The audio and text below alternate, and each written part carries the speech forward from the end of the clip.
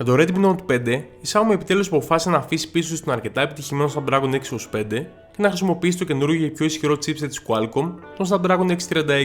Επιλογή που δεν έκανε για το Redmi 5 Plus, το οποίο εξοπλίζεται με τον Snapdragon 625. Έτσι λοιπόν, στο συγκεκριμένο συγκριτικό ταχύτητας, θα δούμε πόσο μεγάλη είναι η διαφορά στις επιδόσεις των δύο chipset, μιας και τα υπόλοιπα χαρακτηριστικά των συσκευών είναι ίδια.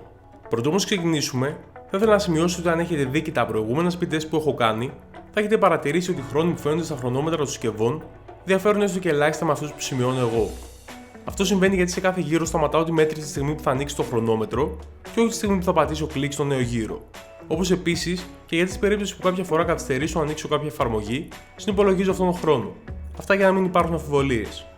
Είμαι ο Βαγγέλης Μινάς και παρακολουθείτε το συγκριτικό ταχύτητας ανάμεσα στο Redmi Note 5 και το Redmi 5 Plus.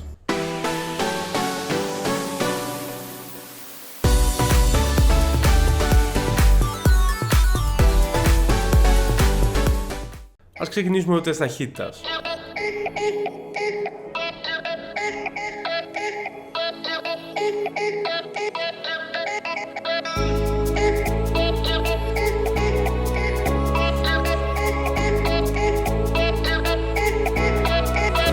Ήδη από τις πρώτες εφαρμογές, το Redmi Note 5 έχει πάρει σαφές προβάδισμα.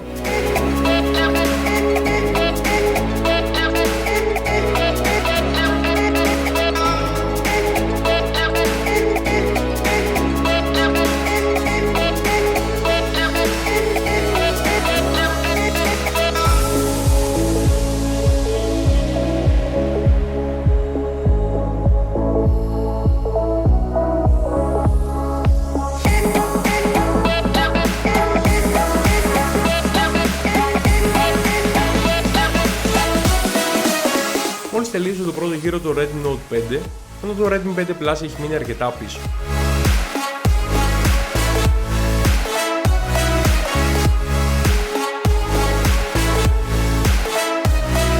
Μόλις τελείωσε το πρώτο γύρο και το Redmi 5 Plus, ενώ το Redmi Note 5 φαίνεται να δυσκολεύει να κρατήσει όλες τις εφαρμογές στη μνήμη.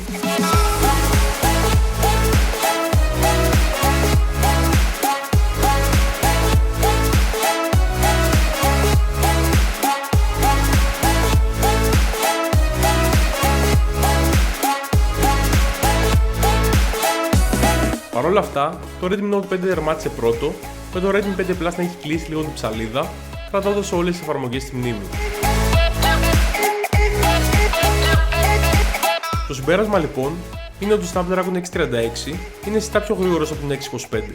Παρ' όλα αυτά, είδαμε πως το Redmi Note 5 δεν μπορούσε να κρατήσει όλες τις εφαρμογές στη μνήμη, κάτι το οποίο παρατήρησα σε όλες τις συσκευές που δοκίμασα και τρέχουν Android 8. Έτσι πλέον είμαι πεπισμένος πως δεν είναι θέμα βελτιστοποίησης από πλευράς κατασκευαστών, αλλά θέμα του πυρήνα της συγκεκριμένης έκδοσης του Android. 38 παράδειγμα είναι το OnePlus 5T με τα 8GB, το οποίο δεν κρατάει όλες τις εφαρμογές στη μνήμη, αλλά και το Mi 6, το οποίο πριν την αναβάθμιση σε Android 8 δεν είχε κανένα θέμα να κρατήσει τις συγκεκριμένες εφαρμογές στη μνήμη. Ποιος ο λόγος λοιπόν να αγοράσει κάποιος μια συσκευή με 6 ή 8GB RAM, αν στην πράξη ακόμα και μια συσκευή με 4GB μπορεί να κρατήσει περισσότερες εφαρμογές στη μνήμη? Αφήστε ένα σχόλιο με την άποψή σας και φυσικά αν σας άρεσε το βίντεο μου, μην ξεχάσετε να κάνετε like, subscribe και κλικ στο καμπανάκι των ειδοποιήσεων για να μην χάνετε ποτέ τα νέα μου βίντεο.